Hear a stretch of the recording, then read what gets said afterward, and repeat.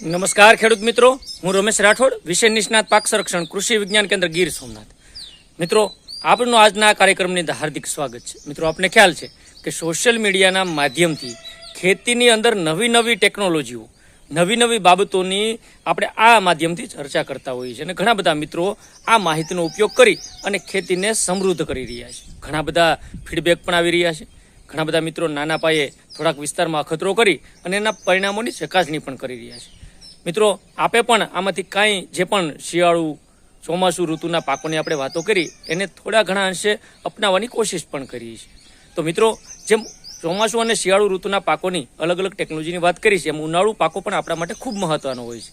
જ્યાં પાણીની સગવડ છે ત્યાં ઉનાળુ પાકોનું વાવેતર થતું હોય છે. ઉનાળુ પાકોની અંદર આમ જોઈએ તો ચોમાસું પાકો કરતાં રોગ જીવાતનો પ્રશ્ન પણ ઓછો રહેતો હોય.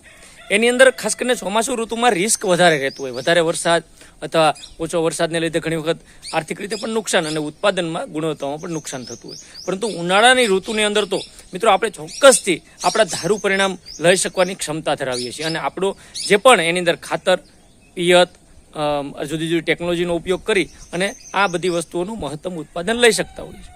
મિત્રો, તો આજના વિડીયોની અંદર મારે વાત કરવી છે કે તલના પાકની અંદર 45 દિવસ પછી અને 60-70 દિવસ સુધીમાં આપણે કઈ માવજત કરવી જોઈએ. આગળના વિડીયોમાં આપણે 45 દિવસ સુધીની માવજતો જોઈ હતી. હવે 45 દિવસ પછી કઈ માવજતો કરવી જોઈએ અને એ આપણા માટે ખૂબ અગત્યની છે ને એની ચર્ચા આ વિડીયોની અંદર સવિસ્તારપૂર્વક મારે કરવી છે, જે આપને કદાચ ઉપયોગી થાય અને જો એનો ઉપયોગ કરી અને મહત્તમ ઉત્પાદન લેવાની ક્ષમતા આપણે મિત્રો વધારી શકીએ તો એની આજના વિડીયોમાં વાત કરવી છે.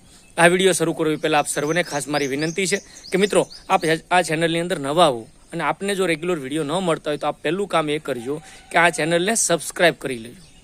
નીચે ઘંટડીનું બટન આવે એના ઉપર ક્લિક કરી દેશો એટલે ઓલ નોટિફિકેશન આવી જશે અને તમામ પ્રકારના વિડીયો તમને મળતા થઈ જશે, જેનાથી તમે જુદા જુદા પાકોની જે પણ પાકો વાવો છો એની પદ્ધતિઓ જાણી અને એ પ્રમાણેનો થોડા ઘણા અંશે 1-2 વીઘાની અંદર અખતરો કરી અને એના પરિણામો પણ ચકાસી શકશો. તો પહેલું કામ આ ચેનલને સબસ્ક્રાઇબ કરી લો. ત્યારબાદ મિત્રો વિડીયો પૂરેપૂરો જોવાનું રાખજો, સ્ક્રિપ્ટ નહીં કરતા, કારણ કે આ ખેતીની જે માહિતીઓ છે આપણા માટે ઉપયોગી છે અને મફતમાં માહિતીઓ જ્યારે મળે છે તો આખો વિડીયો જોઈ અને જો તમને ગમે તો એને લાઇક, અંગૂઠાના નિશાન ઉપર ક્લિક કરવાનું ભૂલતા નહીં, લાઇકના બટન ઉપર ક્લિક કરી દેજો અને ત્યારબાદ આ વિડીયો શેર પણ કરી દેજો. મિત્રો, વધારે સમયને લેતા આપણે વાત શરૂ કરીએ. મેં તમને કીધું એમ કે તલનો પાક તેલીબિયા વર્ગનો અને ઉનાળુ ઋતુની અંદર ખૂબ સારો પાક કહેવાય.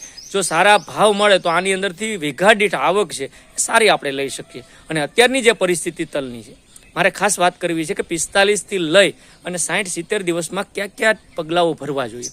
મિત્રો, સૌપ્રથમ હું વાત કરી દઉં કે તલની અંદર જે અત્યારે સમસ્યાઓ ઘણી બધા વિસ્તારની અંદર જોવા મળી રહી છે એ તલના ઘેરાની અંદર, એટલે તલનું આપણું ખેતર હોય તો એની અંદર ખળીઓ પડી અને તલના છોડ ઊભા સુકાઈ રહ્યા છે. અને આ જે સુકારો છે એ ઘણા બધા વિસ્તારોની અંદર ઘણા બધા ખેડૂતોને સમસ્યારૂપ થતું હોય છે.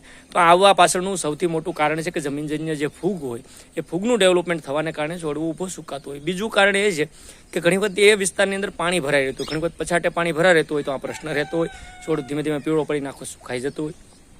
ત્રીજું કારણ એ પણ ઘણી વખત બની શકે કે આપણું ઇરેગ્યુલર જે પિયત આપવાનું વ્યવસ્થાપન છે એ ઘણી વખત આની અંદર નુકસાન કરતું હોય. બીજું, પાયાથી આપણે જે ટ્રીટમેન્ટ નથી કરતા એના લીધે પણ અત્યારે નુકસાન થતું હોય. તો વાત આપણે એ કરવી છે કે 45 દિવસ પછી આ સમસ્યા જો આવે, કોઈ ખેડૂત મિત્રોને ઊભા છોડ સુકાતા હોય, ખળીઓ પડતી હોય તો એને શું કરવું જોઈએ.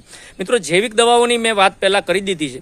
અત્યારે હું માનું છું ત્યાં સુધી જો શરૂઆતની અવસ્થામાં હોય 25-30 દિવસનો પાક હોય ત્યાં જૈવિક નિયંત્રક તરીકે ટ્રાઇકોડર્મા 16 ગુઠાના વીઘામાં 1 કિલો અને સ્યુડોમોનાસ 1ની સાથે 500 ગ્રામ આ બંને મિક્સ કરી એરડીના ખોળ સાથે આપી શકાય. પરંતુ જ્યાં 45 દિવસ ઉપરના તલ છે, જ્યાં ફૂલ અને બેઠા બેસવાની અવસ્થા છે, એ લોકોએ અત્યારે ખાસ કરીને થાયોફિનેટ મિથાઇલ અથવા તો કોપર ઓક્ઝીક્લોરાઇડ આ બંનેમાંથી કોઈ એક ફૂગનાશક દવા 1 વીઘા દીઠ 250 ગ્રામ લેખે પાણી સાથે આપવાની છે અને એનાથી સારું નિયંત્રણ મેળવી શકશો. અને બીજું, ઉપરથી પિયત આપ્યા બાદ સ્પ્રેની અંદર મેટાલેક્સિલ પ્લસ મેન્કોજેબના કોમ્બિનેશનવાળી દવા 1 પંપની અંદર 35 ગ્રામ લેખે નાખીને સ્પ્રે કરવાથી પણ ખૂબ સારા પરિણામો આ જે સુકારો તલની અંદર છે એના મેળવી શકશો. બીજું મિત્રો, આ વાત હતી કે એના રોગની. હવે ખાસ કરીને તલના પાકની અંદર ફૂલ અવસ્થા અને બેઠા અવસ્થા જ્યારે હોય ત્યારે કયા પ્રકારનું વોટર સોલ્યુબલ વાપરવું જોઈએ.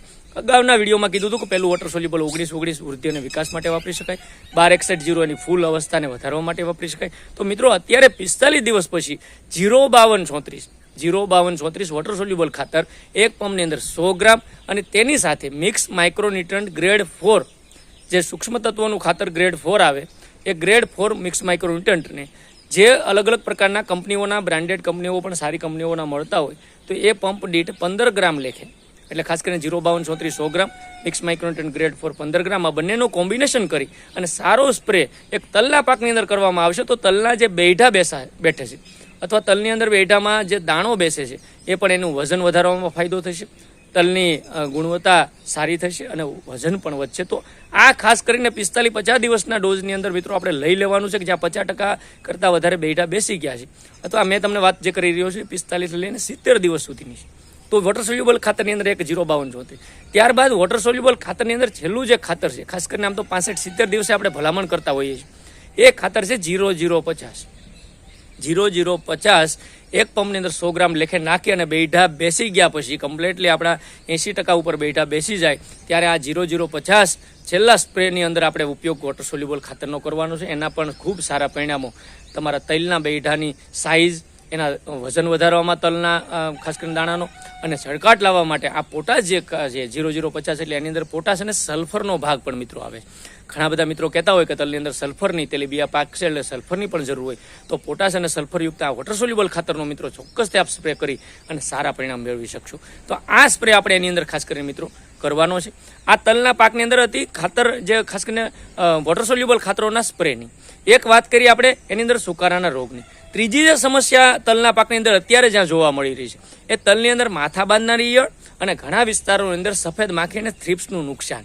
પાન પણ કોકડાઈ જાય, એની વૃદ્ધિ વિકાસ પૂરેપૂરો નથી કરી શકતા. તો એના માટે ખાસ કરીને જ્યાં સફેદ માખીનું નુકસાન છે, જ્યાં થ્રિપ્સનું નુકસાન છે, તો એના માટે એસિટામાપ્રિડ અથવા તો થાયોમિથોક્ઝામ પ્લસ લેમડાસાયલોથિન જેવી કોમ્બિનેશનવાળી દવા અથવા ઇમિડાક્લોપિડ પ્લસ ફિપ્રોનિલ જેવી કોમ્બિનેશનવાળી દવાઓ, એનો એક સારો સ્પ્રે આ 45 દિવસ પછીની હું વાત કરું છું કે જ્યાં આ પ્રકારનું નુકસાન તમને જોવા મળે છે, એના માટે આ સુસ્યા પ્રકારની જીવાતો સકિંગ પેસ્ટ માટે એક સારો છંટકાવ કરવાથી એ તમામ સમસ્યાઓ હલ થશે.